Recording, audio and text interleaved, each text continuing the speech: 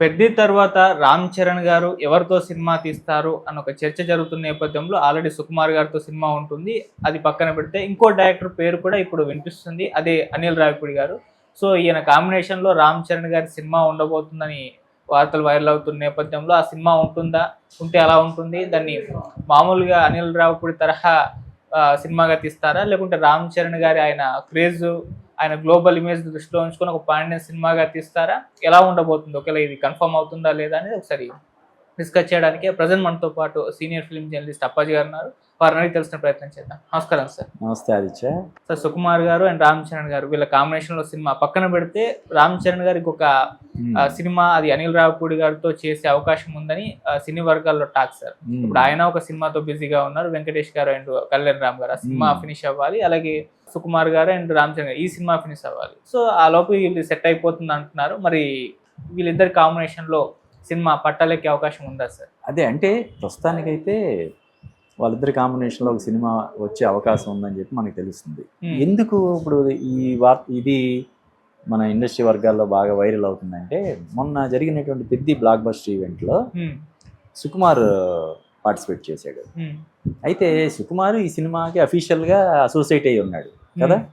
వృద్ధి సినిమాస్, మైత్రి makers, Sukumar writings 3 ముందు నుంచి ఉన్నాయి. అందువల్ల సుకుమార్ స్టేజ్ ఎక్కాడు. వీళ్ళు కాకుండా ఈ సినిమాకి సంబంధించి వాళ్ళు కాకుండా ఆ సినిమా ఈవెంట్లో పాల్గొన్నది మన మెగాస్టార్ చిరంజీవి, తర్వాత అనిల్ రావిపూడి. అవును. సరే, మెగాస్టార్ చిరంజీవి చీఫ్ గెస్ట్గా రామ్ చరణ్ ఫాదర్ హోదాలో ఆయన వచ్చాడు. ఆ వేదికపై రామ్ చరణ్కి న్యూ ఏజ్ మెగాస్టార్ అని ఒక బిరుదు ప్రకటించాడు. అంటే ఎంతైనా కొడుకు సక్సెస్ అయితే తండ్రి కంటే ఎక్కువ ఎవరు సంతోషిస్తారు కదా. డెఫినెట్గా ఆ పుత్రోత్సాహం ఆయనలో మనకు కనిపించింది. తర్వాత అందులో పార్టిసిపేట్ చేసింది అనిల్ రావిపూడి. ఎందుకు అనిల్ రావిపూడి ఆ స్టేజ్ ఎక్కువ ఉంటాడు అంటే, ఆ వేడుకలో ఎందుకు పాల్పంచుకొని ఉంటాడంటే, బహుశా రామ్ చరణ్తో సినిమా కమిట్ అయ్యి ఉంటారు.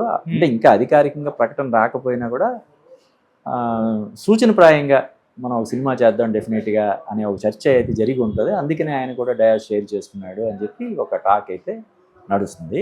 ఓకే. అయితే ఇప్పుడు నువ్వు ఇందాక అన్నా వీళ్ళిద్దరు కాంబినేషన్లో ఒకవేళ నిజంగా సినిమా వస్తే అది పాన్ ఇండియా రేంజ్లో ఉంటుందా అని చెప్పి నువ్వు అన్నావు. అనిల్ రావిపూడి అంతకుముందు ఇంటర్వ్యూలో చెప్పాడు, నేను పాన్ ఇండియా సినిమాలకి నేను వ్యతిరేకం. అంటే తన పరిధి తనకు తెలుసు, తన లిమిట్స్ తనకి తెలుసు అనిల్ రావిపూడికి.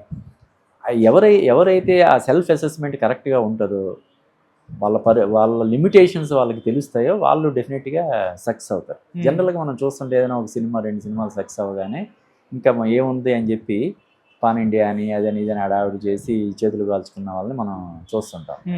అనిల్ రావిపూడి వరుసగా సక్సెస్ మీద సక్సెస్ పడుతున్నా కూడా ఎక్కడా కూడా హిందీ నుంచి ఎవరైనా హీరోని తీసుకొచ్చి దీన్ని పాన్ ఇండియా సినిమాగా చేద్దాం అటువంటి ఏమీ చేయట్లేదు. కాబట్టి ఈ సినిమా తర్వాత సుకుమార్ సినిమా అయితే 100% అది పాన్ ఇండియా అవుతుంది. ఎందుకంటే సుకుమార్కి పుష్ప 1, పుష్ప 2 సినిమాల తర్వాత పాన్ ఇండియా ఇమేజ్ వచ్చేసింది. ఇప్పుడు బాహుబలి 1, 2 తర్వాత రాజమౌళికి ఎలాగైతే విపరీతమైనటువంటి ఇమేజ్ వచ్చి నార్త్ ఇండియాలో బీభత్సమైనటువంటి మార్కెట్ క్రియేట్ అయిందో, ఇప్పుడు సుకుమార్ పరిస్థితి కూడా అలాగే వచ్చింది. కాబట్టి డెఫినెట్గా సుకుమార్ కాంబినేషన్లో ఏ హీరో చేసినా కూడా అది పాన్ ఇండియా సినిమా అవుతుంది. అయితే ఆల్రెడీ పాన్ ఇండియా హిందీలోనూ మార్కెట్ కలిగినటువంటి హీరో, హిందీ ఆడియన్స్ కూడా బాగా సుపరిచితుడైనటువంటి హీరో రామ్ చరణ్. ట్రిపుల్ ఆర్కి ముందు కూడా ఒక సినిమా చేసాడు, అది ఆడలేదు. దాని తర్వాత గేమ్ చేంజర్ కూడా అక్కడ పాన్ ఇండియాగా రిలీజ్ అయింది, అది కూడా పెద్దగా ఆడకపోయినప్పుడు తెలుసు ట్రిపుల్ ఆర్ స్టార్గా రామ్ చరణ్ అక్కడ బాగా నోటెడ్. పైగా ఇప్పుడు అంటే ఏకంగా నేరుగా ఒక ప్రధానమంత్రిని కలవగలిగే స్థాయిలో ఆయన ఉన్నాడు. మొన్న కూడా ఈ న్యూ ఏజ్ మెగాస్టార్ అన్న మాట ఫస్ట్ నరేంద్ర మోడీ గారి నోటి నుంచి వచ్చిందని చెప్పి మనకి తెలుస్తుంది. సో ఈ రేంజ్లో ఇమేజ్ ఉన్నటువంటి రామ్ చరణ్ సుకుమార్ కాంబినేషన్లో డెఫినెట్గా అది పాన్ ఇండియా సినిమాగానే చేస్తారు. కానీ back to back pan India సినిమాలు చేయడానికి కూడా కుదరాలి కదా. సబ్జెక్ట్ అన్ని సినిమాలు పాన్ ఇండియా అయిపోవు కదా మనం అనుకున్నంత మాత్రాన. అండ్ హిందీలో నుంచి ఒక హీరోని, లేదంటే ఒక హీరోయిన్ని, తమిళ్ నుంచి ఒక ఆర్టిస్ట్ని, మలయాళం నుంచి ఒక ఆర్టిస్ట్ని, కన్నడలో నుంచి ఒక ఆర్టిస్ట్ని పెట్టినంత మాత్రాన అది పాన్ ఇండియా అయిపోదు. చాలామంది అలా అనుకుంటున్నారు. పాన్ ఇండియా అంటే 4 లాంగ్వేజెస్ నుంచి ఫెమిలియర్ ఆర్టిస్ట్ని కోట్లాది రూపాయల పారితోషికం ఇచ్చి మన సినిమాలో పెట్టుకుంటే అది పాన్ ఇండియా అయిపోద్ది అనుకుంటున్నారు. కానీ అలా కాదు. పాన్ ఇండియా అంటే ఆ పాన్ ఇండియా అప్పీల్ ఉండాలి. ఇప్పుడు ఇంగ్లీష్ సినిమాలు కూడా మనం ఇక్కడ మన ఇండియాకి వచ్చి విపరీతంగా కలెక్ట్ చేసి 100 కోట్లు 200 కోట్లు ఒకసారి తీసుకెళ్ళిపోతుంటాయి.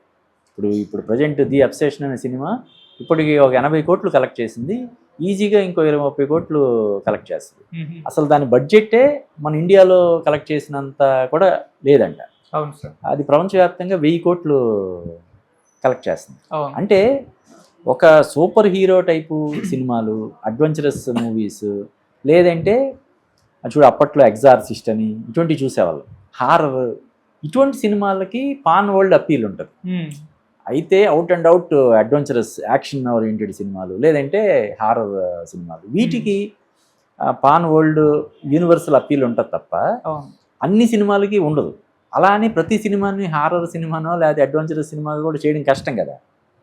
కాబట్టి అదే ఇప్పుడు మన తెలుగులో చాలామంది నిర్మాతలు కావచ్చు, దర్శకులు కావచ్చు, హీరోలు కావచ్చు, ఆ పాన్ ఇండియా అని చెప్పి వాళ్ళ కెరీర్ని అస్తవ్యస్తం చేసుకుంటున్నారు. అంత గందరగోళం అయిపోతుంది. కాబట్టి బ్యాక్ టు బ్యాక్ వరుసగా పాన్ ఇండియా సినిమాలే చేయడం కుదరదు. కాబట్టి సుకుమార్తో ఒక భారీ బడ్జెట్ సినిమా చేసి సరదాగా అనిల్ రావిపూడితోటి, ఇప్పుడు ఆయన ఎలాగో నెక్స్ట్ 27 సంక్రాంతికి వెంకటేష్ ఎవరు మన కళ్యాణ్ రామ్ సినిమా వస్తుంది.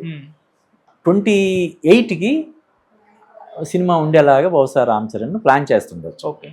సో ఆ విధంగా అంటే ఇప్పుడు చిరంజీవి గారు చాలా పకడ్బందీగా వాళ్ళ అబ్బాయి కెరీర్ని ప్లాన్ చేస్తున్నాడని మనం చెప్పొచ్చు. కాబట్టి ఈ సినిమా తర్వాత ఇప్పుడు పెద్ద సినిమా ఎలాగూ అంటే కలెక్షన్స్ పరంగా మనం పక్కన పెడితే పర్ఫార్మెన్స్ పరంగా రామ్ చరణ్ని ఎవరు వేలెత్తి చూపించడానికి లేకుండా అద్భుతంగా అతను పర్ఫామ్ చేశాడు కదా. ఆ నేషనల్ అవార్డు ఇచ్చినా కూడా తక్కువే అనే రేంజ్లో అందరూ అప్రిషియేట్ చేస్తున్నారు.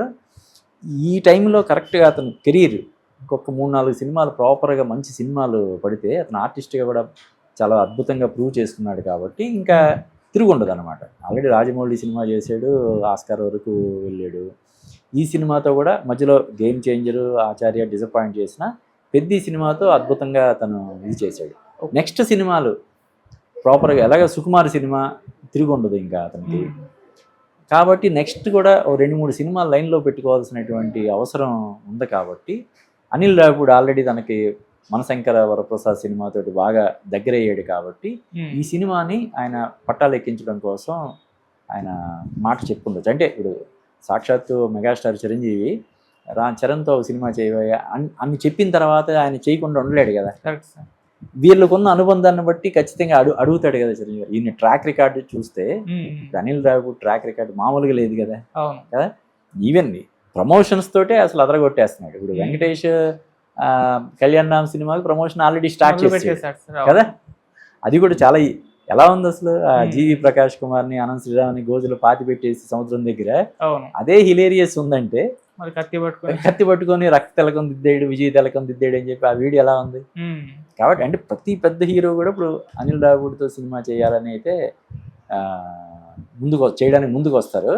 ఆ యాక్సెస్ ఉంది కాబట్టి తనతోటి డెఫినెట్గా ఈ సినిమాని వీళ్ళిద్దరి కాంబినేషన్ని సెట్ చేసే అవకాశం ఉందని నేను అనుకుంటున్నాను. ఓకే. సో సుకుమార్ గారి సినిమా అంటే చాలా టైం పడుతుంది, ఒక 1-2 ఇయర్స్ అయితే పడుతుంది. మరి ఆ సినిమా షూటింగ్ గ్యాప్లో మధ్యలో అనిల్ రావిపూడి గారికి డేట్స్ ఇస్తారా, లేకుంటే అది అయిన తర్వాత సినిమా అంటే 2 ఇయర్స్ పడుతుందేమో అని డౌట్.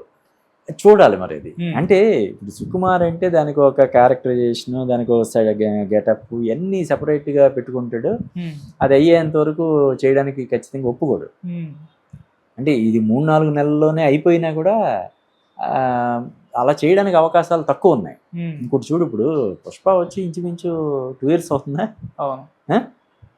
ఇప్పటి వరకు ఈ సినిమా నెక్స్ట్ ఆయన చేసే సినిమా ఇప్పుడు రామ్ చరణ్ సినిమా రిలీజ్ అయిపోయింది. ఇప్పుడు నెక్స్ట్ మంత్ ఎప్పుడో ఓపెన్ అయ్యే పరిస్థితి ఏం కనిపించట్లేదు. మొన్న బ్లాక్ బస్టర్ ఈవెంట్లో కూడా ఫ్యాన్స్ అందరూ కూడా అంటే ఆయన సో వెయిట్ చేయండి అన్నాడు తప్ప దాని గురించి అధికారికంగా ఏం ప్రకటించలేదు. సినిమా ఉంది, అవును. కానీ అది ఎప్పుడు స్టార్ట్ అవుతుంది, ఏంటి స్టోరీ లాక్ చేశారా లేదా, అందులో రామ్ చరణ్ గెటప్ ఎలా ఉంటుంది, ఇవన్నీ మనకి క్లారిటీ లేదు కాబట్టి నాకు తెలిసి సుకుమార్ సినిమా తర్వాతే ఉంటుంది. అంటే ఈ సినిమాకి ఎప్పుడు కూడా ప్రీ ప్రొడక్షన్ అనేది చాలా కీలకం ఆదిత్య. ఓకే. నాకు తెలిసి పుష్ప రిలీజ్ అయిన దగ్గర నుంచి ప్రీ ప్రొడక్షన్ వర్క్ అనేది జరుగుతూనే ఉండాలి. ఒక్కసారి ప్రీ ప్రొడక్షన్ వర్క్ పూర్తి అయిపోయి స్క్రిప్ట్ లాక్ చేసిన తర్వాత షూటింగ్ అనేది కొన్ని 200 రోజులు అనుకుంటే కూడా ఈ సినిమా అనిల్ రావిపూడి ఫ్రీ అవ్వడానికి కూడా ఇంకా మనకి జనవరి రోజులకు టైం ఉంది కదా. ఏ మార్చి ఏప్రిల్లో మనం వదిలినా కూడా సరిపోద్ది కదా. అవును. అది ఇప్పటి నుంచి జూన్ వరకు 1 ఇయర్ తను తీసుకున్నా కూడా, జూన్లో స్టార్ట్ చేసినా కూడా సంక్రాంతికి సినిమా రిలీజ్ చేస్తాడు కదా అనిల్ రావిపూడి. కాబట్టి సుకుమార్ సినిమా తర్వాత ఉంటుందని చెప్పి నేను అనుకుంటున్నాను. Thank you so much. Thank you Aditya.